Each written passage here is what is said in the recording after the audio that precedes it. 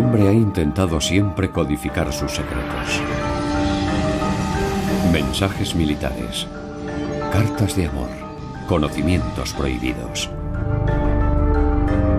Tarde o temprano casi todos los secretos son descifrados. Pero entre los textos históricos codificados hay uno que destaca por encima de todos. Este texto ha mantenido ocultos sus secretos durante siglos. El manuscrito Voynich.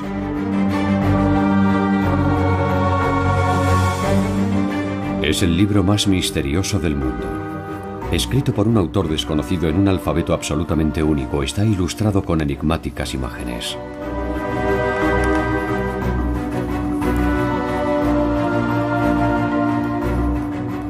¿Qué secretos se ocultan entre estas líneas?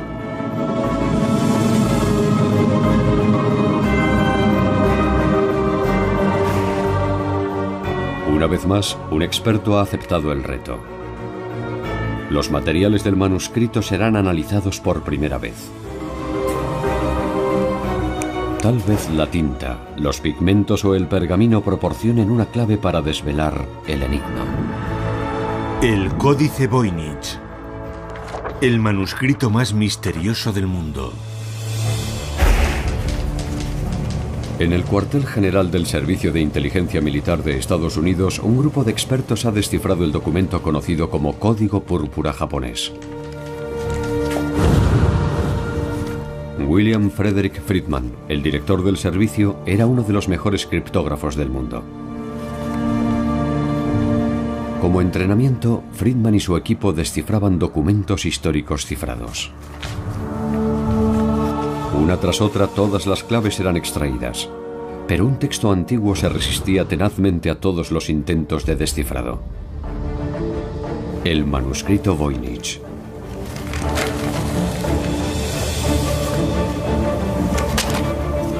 Desconcertados, los criptógrafos se rendían. Fue la única clave que no pudieron descifrar. Durante décadas, las aproximadamente 200 páginas del manuscrito han suscitado numerosos interrogantes.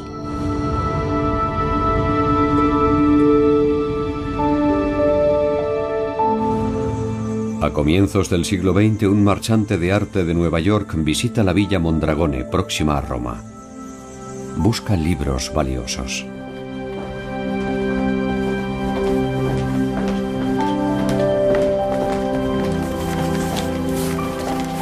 El nombre del marchante americano era Wilfrid Voynich.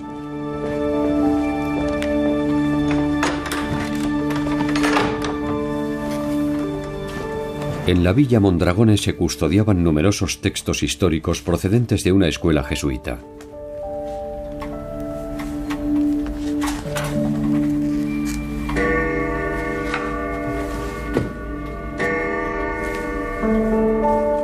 Uno de los baúles que Voynich pudo revisar procedía del legado de uno de los eruditos más célebres del siglo XVII, Athanasius Kircher.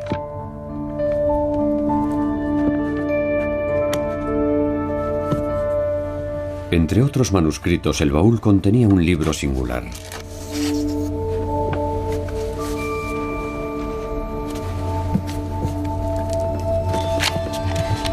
Voynich adquirió el manuscrito e intentó descifrarlo durante el resto de su vida.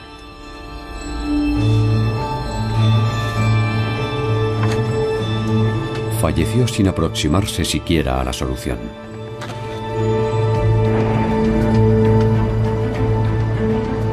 Tras la muerte de Voynich, el volumen acabó en Yale, en la biblioteca Beinecke de libros raros y manuscritos.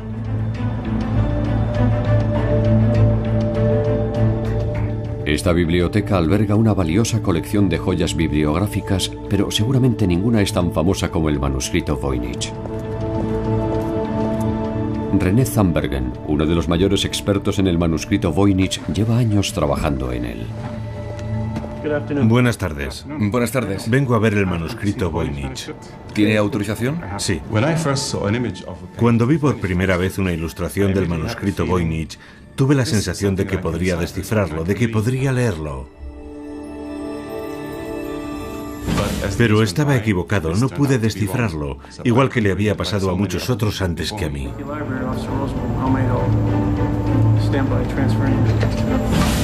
El valioso manuscrito se conserva en un lugar seguro de la biblioteca Beinecke.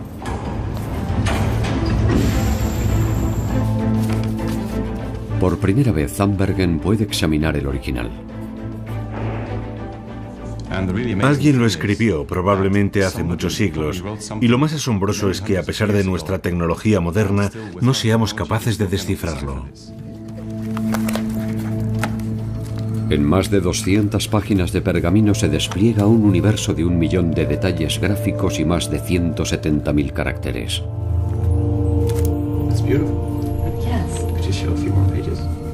En esta maraña de textos e imágenes es fácil que se pierda hasta el ojo de un experto.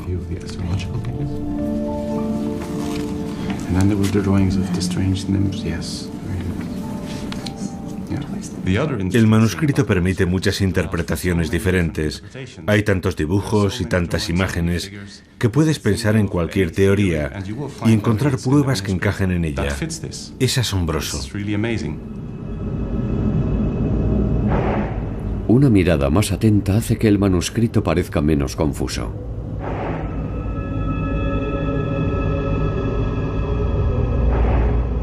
Los dibujos ayudan a dividir el libro en secciones separadas. La restauradora Paula Zayat ha dedicado muchas horas al manuscrito. No podemos leer el texto, pero podemos deducir de qué trata por las ilustraciones. Y todo indica que se divide en varias secciones. Yo diría que la mayor parte del texto de este libro habla de botánica, de plantas medicinales.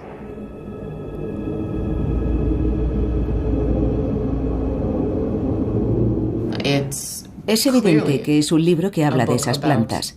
Muestra sus raíces, sus hojas, sus flores.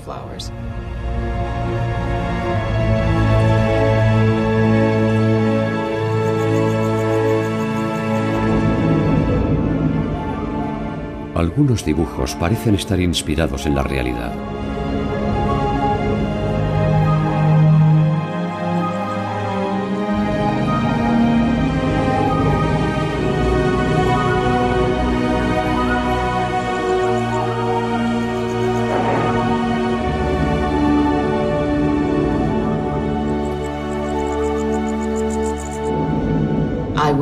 Seguramente habla de dónde puedes encontrar estas plantas.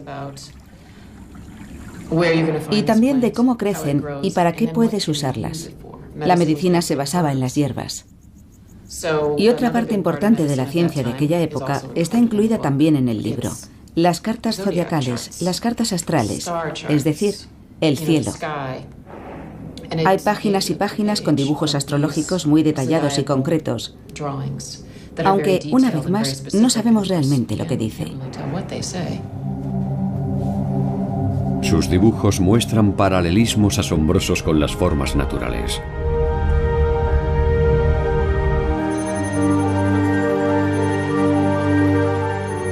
Algunas páginas contienen fenómenos ópticos. En movimiento, estas ilustraciones cobran vida.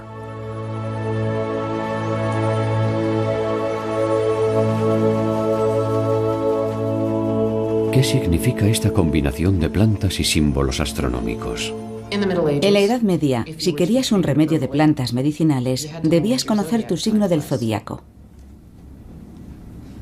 Y luego están las damas. Aparecen un poco más tarde. Mujeres retozando en lagos de agua cristalina. Estas escenas de baño son particularmente enigmáticas. Podrían dar pistas sobre el disfrute de baños medicinales o tal vez sobre el secreto de la fuente de la juventud. Otras ilustraciones parecen apoyar esta tesis. Luego está esta sección, hacia el final, que supongo que son recetas. Parece decirnos, así es como tienes que cortar las plantas que has visto en las páginas anteriores. Y así es como debes prepararlas y mezclarlas. No lo sé. Todo indica que es un texto sobre plantas medicinales o un libro de medicina.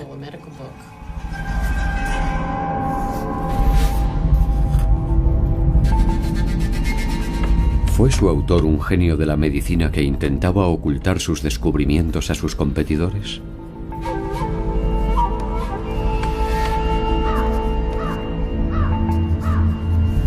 O tal vez intentaba ocultarlos a la Santa Inquisición, tan reacia a los nuevos conocimientos. Fue el mismo Wilfrid Voynich quien descubrió la primera pista que conduciría al anónimo autor.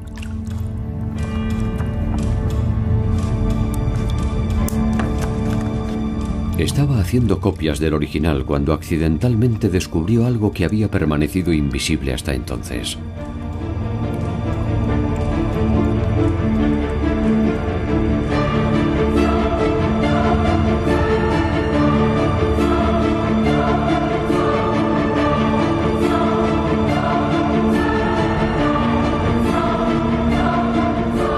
Alguien había escrito algo en la primera página.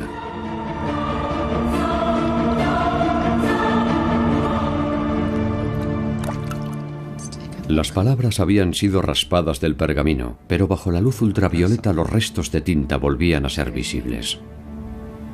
Yo veo una T. Una T.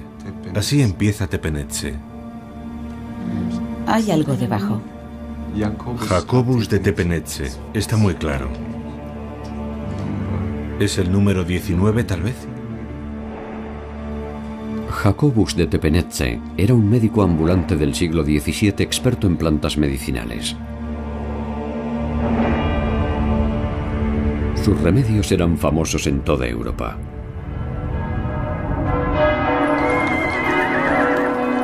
En 1608 fue invitado a Praga por el emperador Rodolfo II.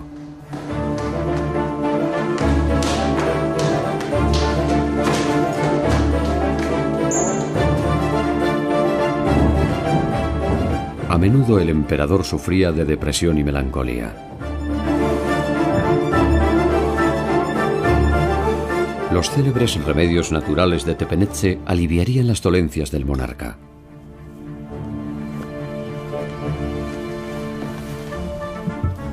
Tepenetze experimentaba con plantas medicinales. Él mismo las cultivaba, destilaba sus extractos, los mezclaba con alcohol y ganaba una fortuna.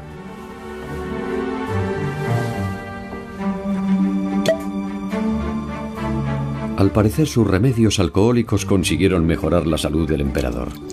Este elevó a Tepenetze a la pequeña nobleza y le nombró destilador jefe de su majestad imperial.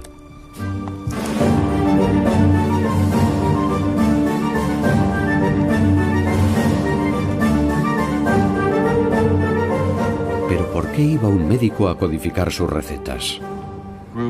Los grupos que practicaban la curandería a menudo tenían problemas con la Iglesia y las autoridades. Kevin Repp es el conservador de manuscritos de la Biblioteca Beinecke. La alquimia estaba estrechamente unida al avance de la ciencia en los inicios del mundo moderno. Pero al mismo tiempo, la alquimia era considerada un arcano, un asunto extremadamente misterioso. Y la información reunida en sus textos era siempre algo extremadamente secreto. Jacobus de Tepenetze. ¿Fue él el creador del manuscrito más misterioso del mundo?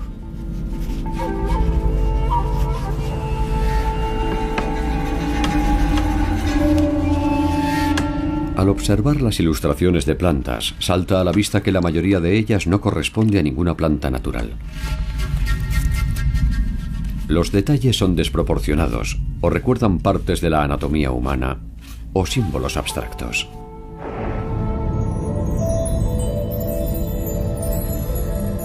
Parecen ser imágenes alegóricas más que ilustraciones de botánica.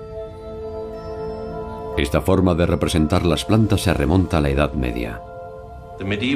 La tradición medieval no era representarlas de forma realista o naturalista, sino representarlas en función de los poderes que poseía cada planta en particular.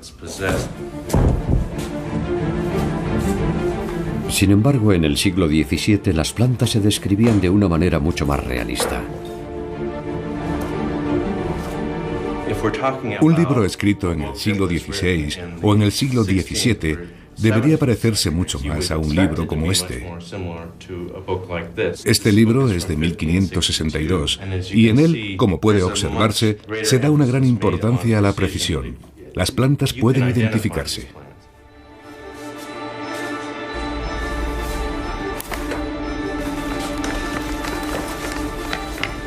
Estos aspectos de la historia del arte se ignoraban en la época de Tepenetxe.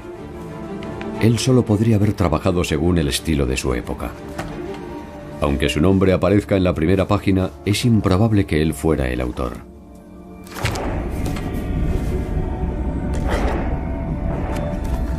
Otros libros de su legado muestran firmas casi idénticas.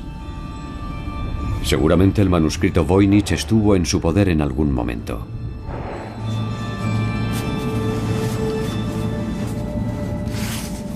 Pero este tuvo que ser escrito mucho tiempo antes. Una carta encontrada junto a él aportó una pista clave. Esta carta fue escrita en 1665 por el médico bohemio Johannes Marcus Marci a su buen amigo Athanasius Kircher de Roma, un científico que creía ser capaz de entender todos los idiomas del mundo. Marci le envió el libro para que lo tradujera. En esta carta descubrimos algo más sobre el pasado del manuscrito. Marci cuenta a su amigo que el emperador Rodolfo II habría comprado el libro por la suma de 600 ducados.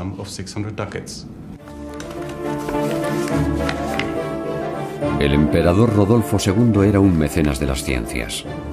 Pero en su época no existía diferencia alguna entre las ciencias naturales y la magia.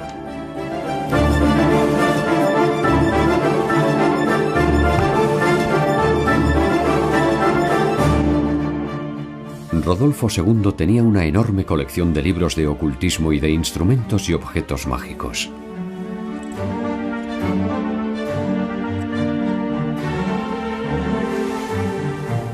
Gastaba sumas ingentes de dinero en su colección que incluía el manuscrito Voynich. A su muerte dejó tras de sí una gran deuda. Todo indica que Jacobus de Tepenetxe era uno de sus acreedores.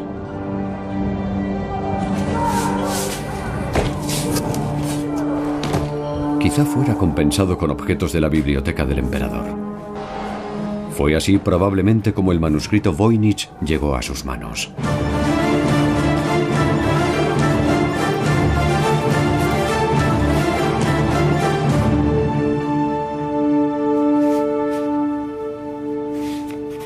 La carta al genio universal Athanasius Kircher contiene otra pista sobre el origen del manuscrito.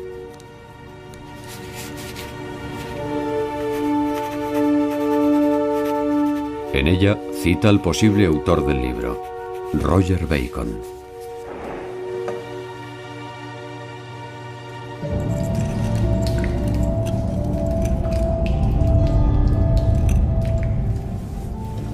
Roger Bacon fue un famoso erudito y clérigo inglés del siglo XIII con un expresivo sobrenombre: Doctor Mirabilis, el Doctor Milagro.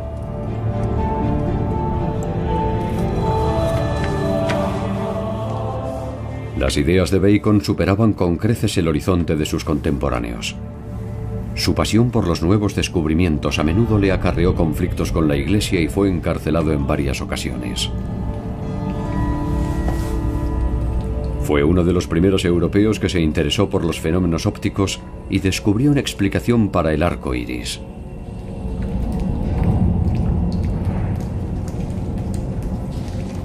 También llevó a cabo experimentos sobre la reflexión y la refracción de la luz.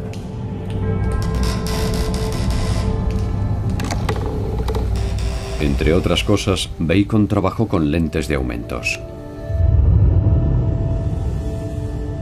Muchos dibujos de la sección astrológica del manuscrito Voynich recuerdan formas que normalmente solo pueden ser vistas bajo un microscopio.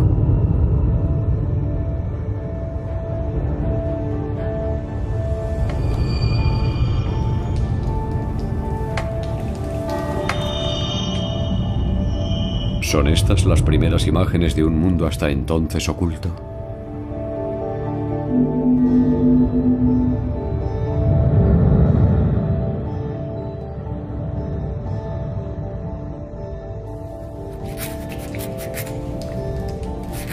Eso explicaría su cifrado. Porque a causa de sus descubrimientos, a Bacon debía preocuparle que le acusaran de ateísmo.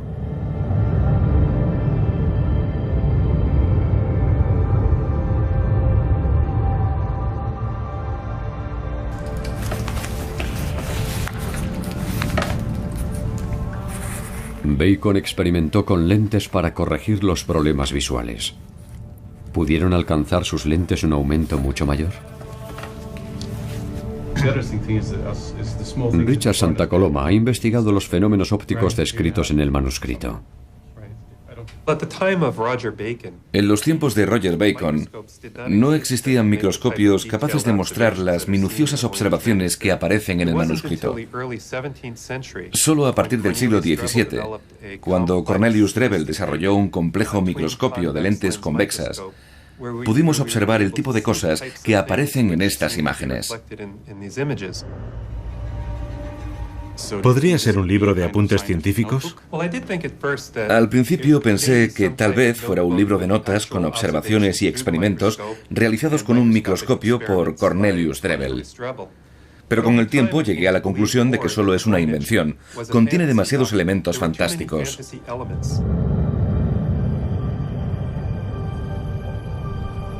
La mayoría de las ilustraciones parecen demasiado alejadas de la realidad.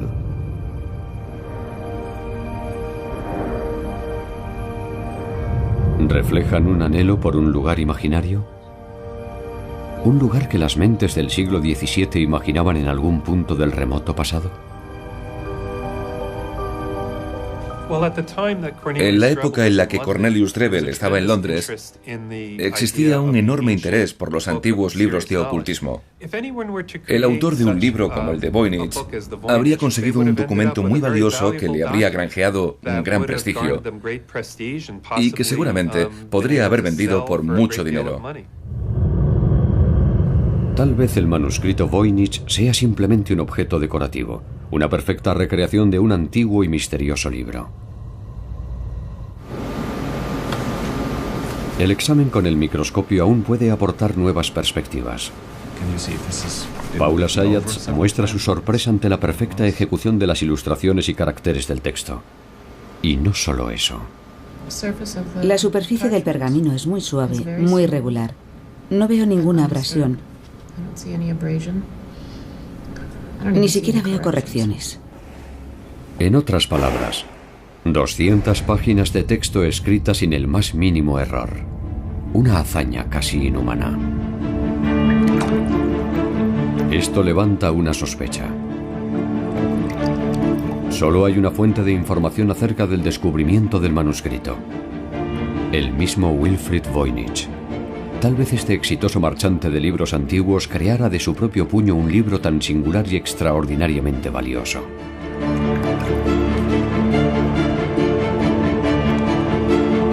Muchos sospechan que el manuscrito Voynich podría haber sido un fraude.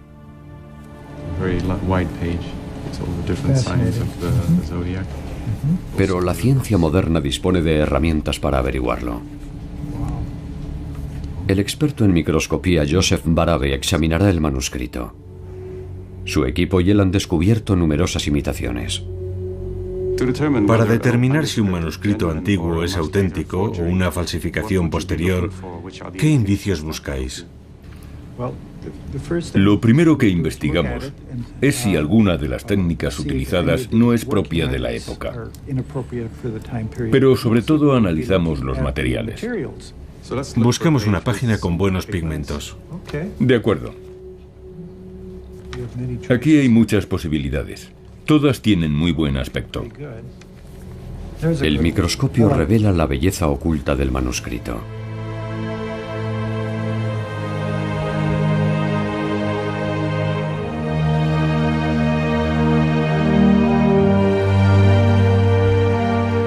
Este fantástico micromundo demostrará si el libro es auténtico o una burla.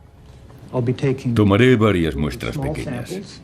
El método analítico que empleamos Abarca desde la microscopía óptica, que nos proporciona una visión de su aspecto, hasta el análisis elemental de las partículas, que nos dice cuál es su composición.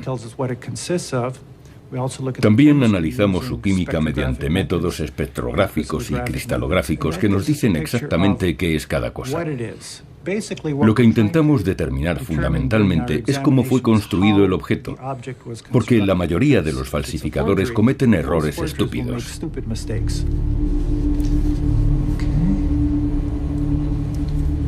Tomaré una muestra de la superficie.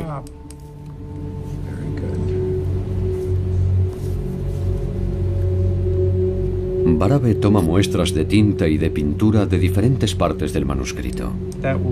Un pigmento natural. El verde es más misterioso. Lo cogeré de este lado. Odio desperdiciar la más mínima partícula. Lo que hemos descubierto es que la tinta es ferrogálica y que fue preparada en diferentes momentos porque los componentes varían de una muestra a otra. El azul es azurita molida, un pigmento mineral muy hermoso. El rojo y el marrón son pigmentos de mineral de hierro. El ocre rojo está hecho con hematita, un material maravilloso. Podemos afirmar que los materiales con los que se escribió y pintó este documento son completamente adecuados para los siglos XV y XVI. Y lo más importante, nada indica que pueda tratarse de una falsificación de los siglos XIX o XX.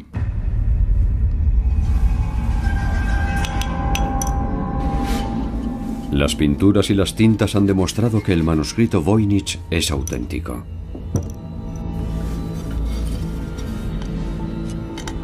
Hace siglos, los pigmentos eran extremadamente costosos. Preparar los colores requería gran pericia y conocimiento.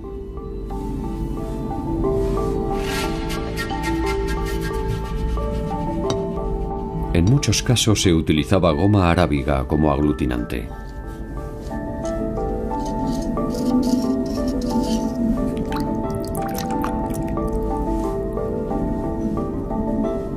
Pintar con pigmentos naturales es un reto técnico.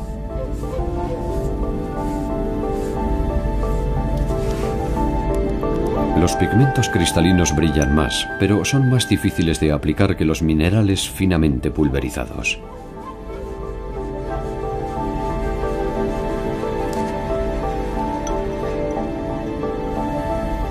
Para conseguir tonos brillantes, los colores han de aplicarse con mucha delicadeza. Su autor era sin duda un auténtico maestro.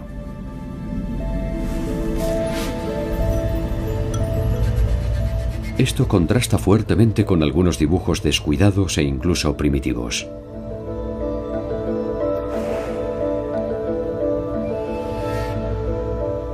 Muchas figuras del manuscrito, como la del pequeño dragón o la mujer de sonrosadas mejillas, parecen ser obra de la mano de un niño.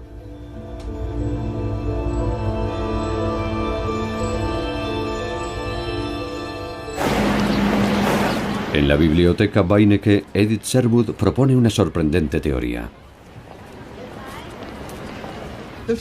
Esta fue la primera imagen que vi del manuscrito y me hizo sospechar, me hizo pensar que era obra del joven Leonardo da Vinci.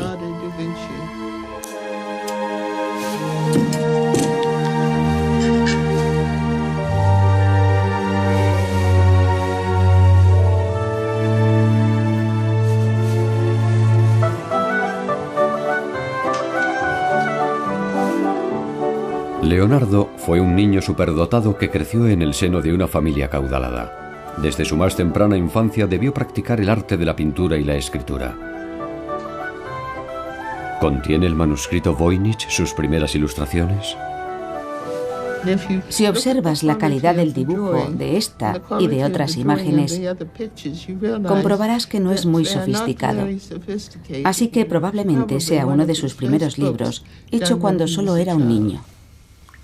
Una página en particular señala a Da Vinci. Vi esta imagen astrológica con 15 pequeños desnudos de mujeres en bañeras, algunas obviamente embarazadas, y un carnero que representa el signo astrológico de Aries.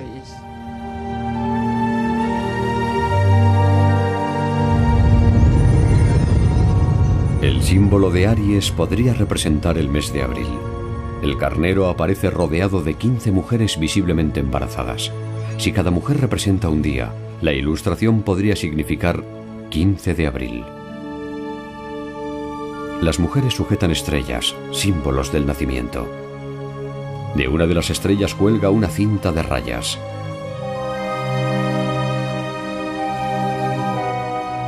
Aparece en la posición de las 10 en punto. ¿Quiso Leonardo da Vinci simbolizar un acontecimiento importante? Tuve la impresión de que probablemente representaba la fecha del nacimiento de Leonardo da Vinci.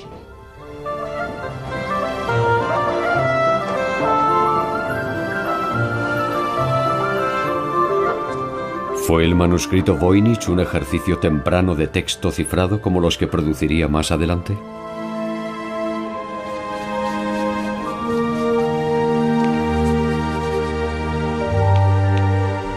Leonardo fue un genio, uno de los más grandes artistas de la historia de la humanidad. Incluso a una temprana edad era un dibujante experto.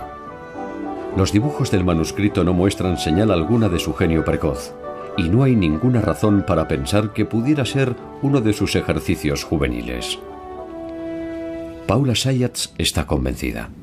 ¿Habría sido un libro muy caro? Sí, habría sido un libro muy caro. Los pigmentos, en especial los minerales, son de muy buena calidad. Eso es algo que evidencia el hecho de que aún aparecen claros y brillantes. El pergamino es más caro cuanto más grande es la página, y este libro contiene varias páginas desplegables, incluida una doble página, lo cual no es habitual. Los pergaminos de este tamaño debían ser sacados del centro de un trozo de piel, lo cual era muy costoso.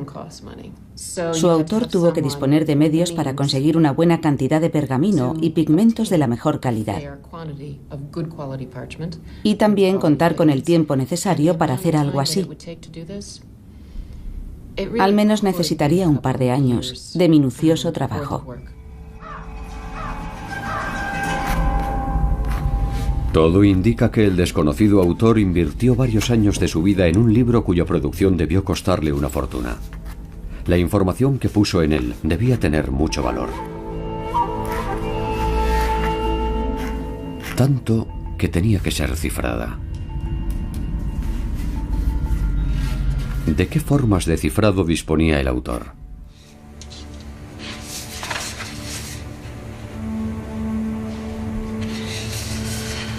Un experto en la historia del cifrado, Gerhard Strasser, tiene la respuesta. El código César, utilizado por Julio César por primera vez, fue muy popular durante toda la Edad Media. Era un cifrado por desplazamiento en el que el alfabeto se desplaza hacia adelante 4 posiciones, de forma que A se convierte en D, B se convierte en E, y así sucesivamente. Es sencillo de usar e igualmente sencillo de descifrar. El código César es el método más simple. Tan solo hay que descubrir cuántas letras se ha desplazado el alfabeto. Descifrarlo requiere un máximo de 25 intentos. No era nada seguro. Por ello, en torno a 1330, la corte papal intentó crear un nuevo libro de claves. En este libro de claves, palabras estratégicas, palabras clave como papa, iglesia o rey, eran reemplazadas por una única letra.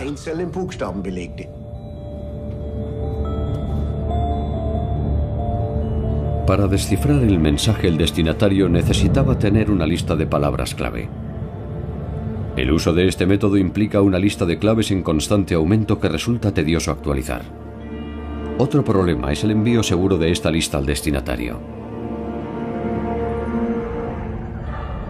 Más fácil de usar, y más eficaz era el disco de cifrado.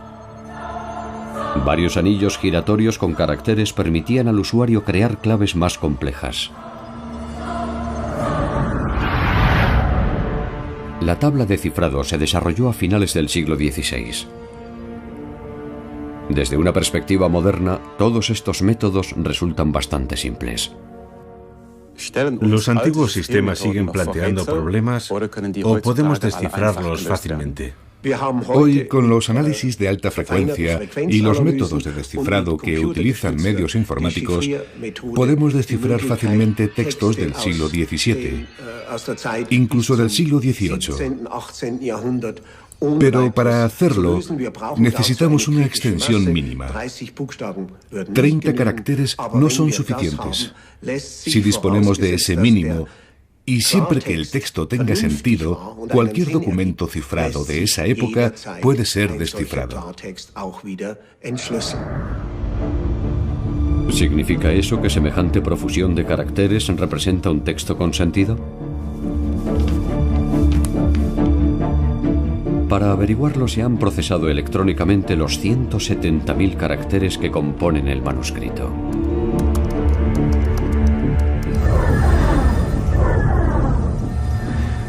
De esa manera puede compararse el patrón de distribución de cada carácter con los patrones conocidos de las lenguas naturales.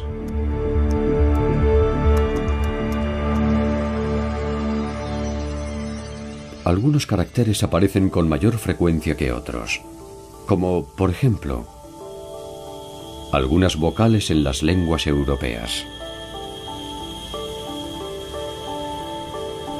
Sin embargo, la mayoría de los elementos del texto Voynich no se corresponden con los patrones fonéticos de ningún lenguaje natural.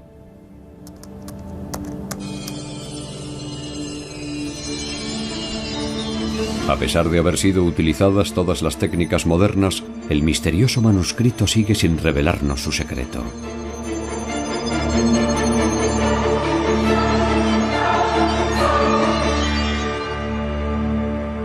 Permanece indescifrado.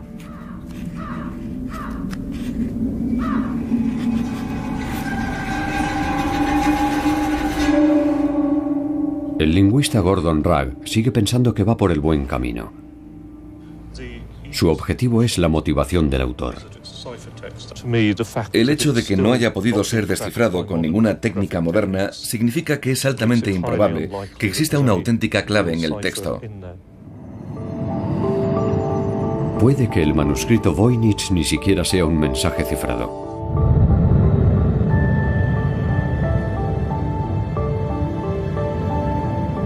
Los patrones de distribución que ha descubierto Gordon Ragg apuntan en otra dirección. Algunas de sus características son muy poco frecuentes en términos de lenguajes humanos, pero son lo que esperarías si alguien creara algo artificialmente intentando aparentar un lenguaje. Gordon Ragg sospecha que el autor pretendía simplemente crear la impresión de que el libro contenía algo misterioso. Con ese propósito pudo haber utilizado códigos históricos. Un método sencillo es utilizar la llamada rejilla de Cardano. Consiste en el uso de una cartulina perforada siguiendo una determinada pauta. La cartulina se coloca sobre un texto y revela el mensaje oculto a través de los agujeros. Pero también puede usarse para crear textos sin sentido, simplemente poniéndolas sobre la mesa, leyendo la palabra que aparece en los agujeros, escribiéndola y moviéndola de nuevo para generar otra palabra, moverla otra vez, así una y otra vez hasta terminar el proceso. Usando este método, puedes crear un texto sin sentido con mucha rapidez, tan rápido como seas capaz de escribir. ¿Podría ser esta la explicación de por qué aún sigue indescifrado? Pero ¿quién crearía un libro semejante? Pudo ser un aventurero isabelino llamado Edward Kelly.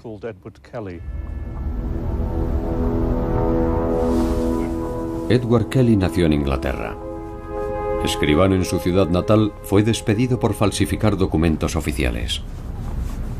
Se cuenta que le cortaron una oreja como castigo, un hecho que ocultó el resto de su vida bajo sombreros y pelucas.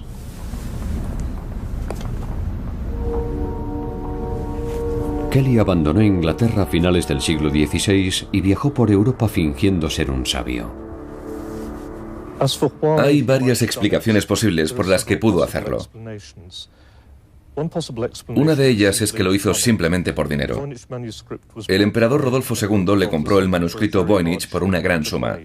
Si fue capaz de crear el manuscrito de forma rápida y eficiente, sin duda obtuvo un gran beneficio vendiéndoselo a Rodolfo II. Rodolfo II tenía numerosos científicos en nómina, incluidos chiflados, estafadores e impostores. Kelly vio su oportunidad y ofreció sus servicios al emperador. Kelly afirmaba que era capaz de obtener oro de metales vulgares. Kelly afirmaba que podía fabricar oro con la ayuda de sus aparatos.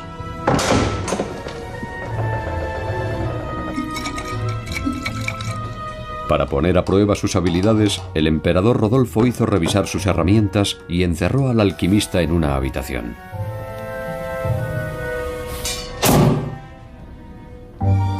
Kelly debía saber que estaba siendo vigilado.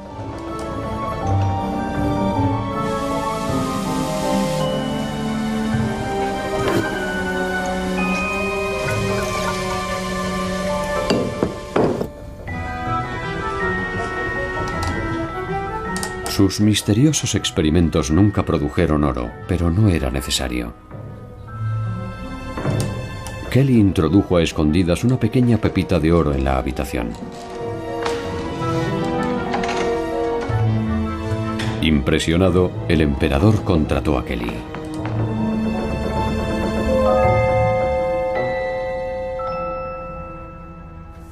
Existen otras motivaciones posibles.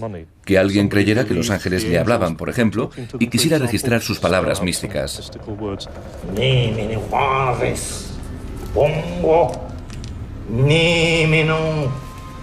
Kelly había experimentado con tales fenómenos.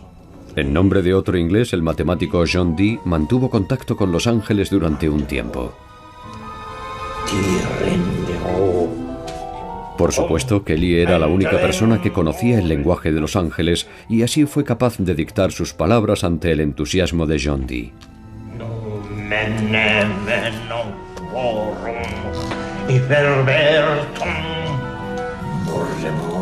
Kelly usaba una escritura especial que leía en una tabla mágica.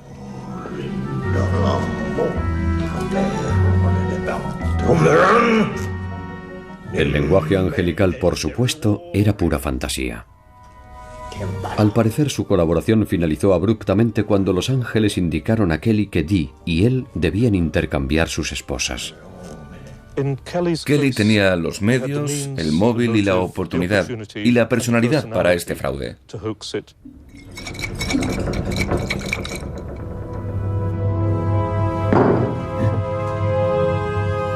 Todo señala a Edward Kelly como autor del manuscrito Voynich.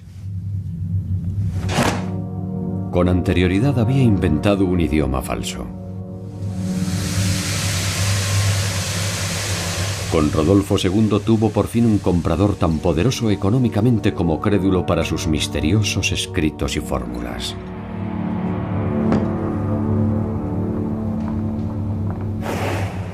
Hoy, por primera vez, podremos condenar al embaucador del siglo XVI gracias a las modernas tecnologías. Greg Hodgins, de la Universidad de Arizona, tomará varias muestras del manuscrito Voynich.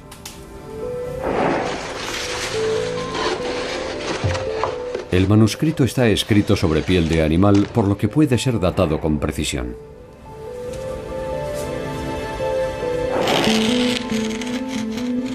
Como cualquier material orgánico, el pergamino puede ser sometido al método de datación por radiocarbono.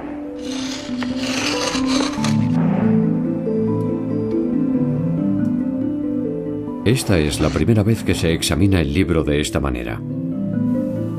Debido a que se necesitan muestras relativamente grandes, el análisis por radiocarbono fue rechazado durante mucho tiempo. Pero ahora, por fin, será posible determinar con precisión cuál es la edad de este misterioso manuscrito.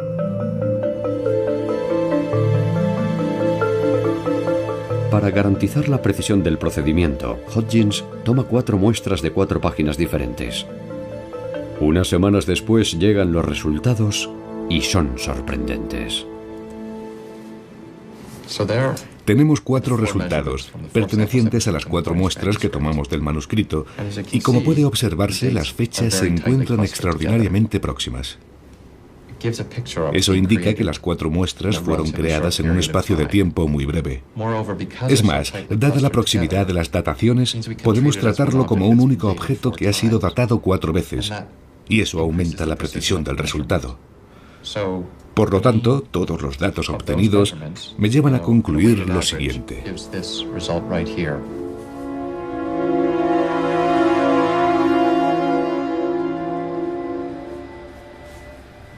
Podemos decir con un 95% de seguridad que fue creado entre los años 1404 y 1438 después de Cristo.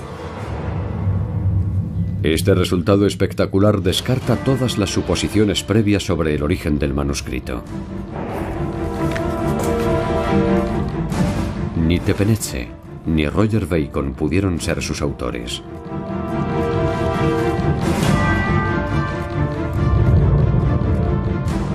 Leonardo da Vinci nació medio siglo después. Hasta Edward Kelly tiene ahora una firme coartada. Su vida transcurrió 1 siglo y medio después. Ninguna de las teorías existentes suponía que el manuscrito pudiera haber sido creado en el siglo XV. Todos los métodos de análisis actuales han sido aplicados al manuscrito Voynich. Fue escrito alrededor de 1420. Esto hace que un detalle de su contenido cobre un nuevo significado. En más de 200 páginas llenas de fantásticas imágenes, solo hay una representación realista de una ciudad. Una ciudad con torres, murallas y torrecillas. Las murallas están coronadas con las denominadas almenas cola de golondrina.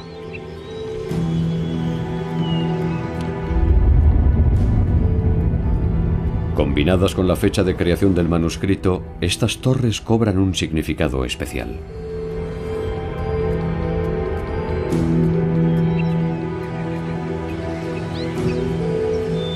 Más adelante, las almenas cola de golondrina fueron comunes en toda Europa, pero a comienzos del siglo XV solo existían en el norte de Italia.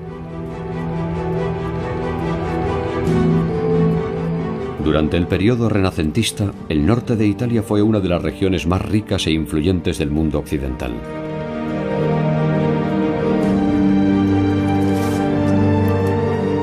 Este es el contexto histórico de la creación del manuscrito.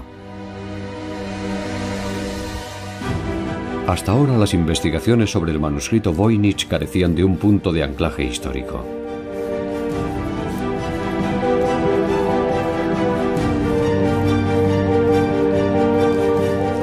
Nadie sabía en qué momento o región debía comenzar la búsqueda.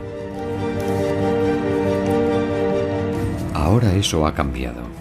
Sabemos dónde buscar.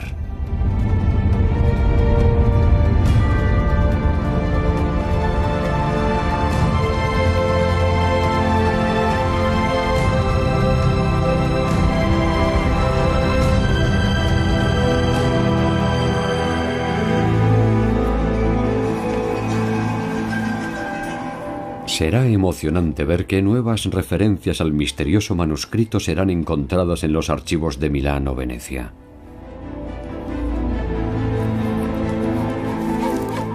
Conocer la fecha de su creación es un paso decisivo que aumenta nuestras posibilidades de descifrarlo algún día. El manuscrito Voynich sigue siendo lo que ha sido durante los últimos 600 años. Un juego de espejos que reflejan nuestra imaginación y nos impiden vislumbrar sus más íntimos secretos.